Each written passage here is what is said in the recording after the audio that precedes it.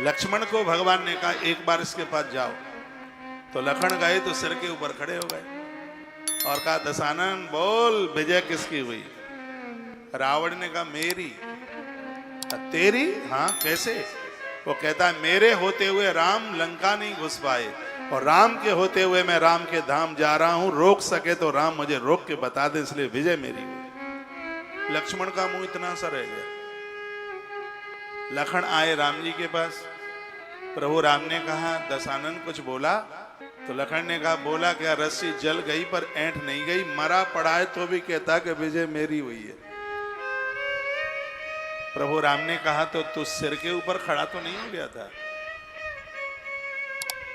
लक्ष्मण ने कहा कि और क्या उसकी टांगों में खड़े होते हम?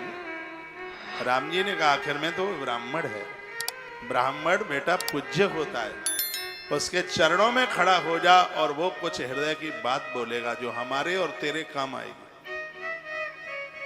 लक्ष्मण द्वारा से गए, रावण के पांव जिधर थे पांवों में लखन खड़े हुए, तो लक्ष्मण को पूछना नहीं पड़ा, रावण अपने आप बोलने लगा। रावण ने कहा कि बस मुझ में और राम में यही तो अंतर है, मैं ऐंठ और अकड़ में था, टूट करके नीचे पड़ा हूं, वहां राम।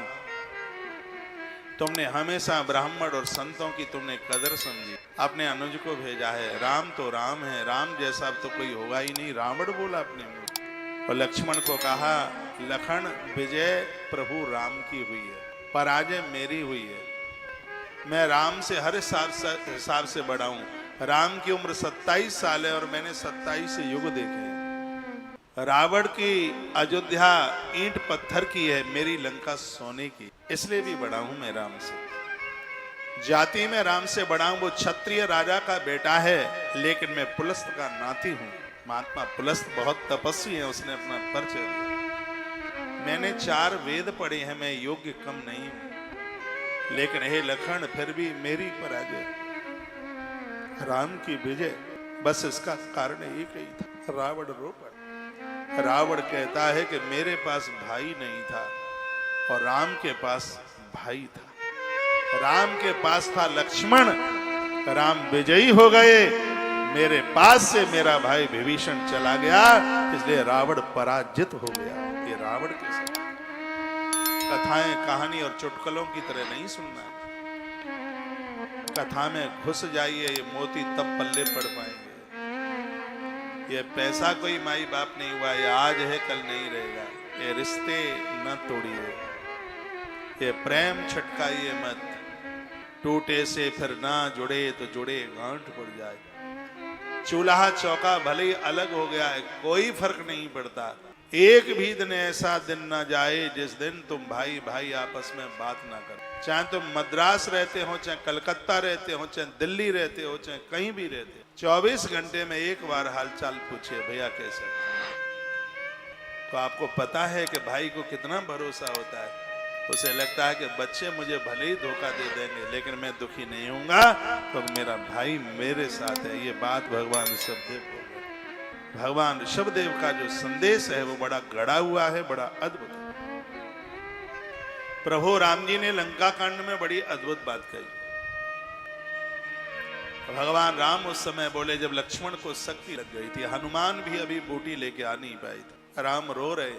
प्रभु राम कहते हैं लक्ष्मण अयोध्या मुझसे छूटी, पिता की मृत्यु हुई है, पत्नी का हरण हुआ है, फिर भी मुझे दुख नहीं है क्योंकि ये मुझे दोबारा मिल जाए, लेकिन नहीं मिलने वाला है वो लक्ष्मण जैसा भाई है। यदि तू मेरे हाथ से चला गया तो तू मुझे कभी नहीं। राम कहते हैं सुत वित नार भवन परिवारा, होई जाई जग बारही बारा, अस विचार जिए जाग हो ताता, मिला ही न जगत सब दर भराता। जगत में ये भाई नहीं मिले। मैं कहूंगा जब तक माता पिता हैं तब तक अलग होना क्या, सोचना भी नहीं, इनके आदेश का पालन करना। और फिर भी घर में बहुओं में बन नहीं रही है क्योंकि इनकी माताएं अलग अलग हैं, इनमें कम, यह प्रकृति का एक दौर ही है ऐसा। तुम तो एक माँ के बेटे हो, लड़ लोगे झगड़ लोगे, रात को एक ही थरिया में बैठ के खा लोगे, ये तो अपनी धोती के छोर में गांठ लगा लेगी। यदि बनती नहीं है, अलग अलग होना भी है।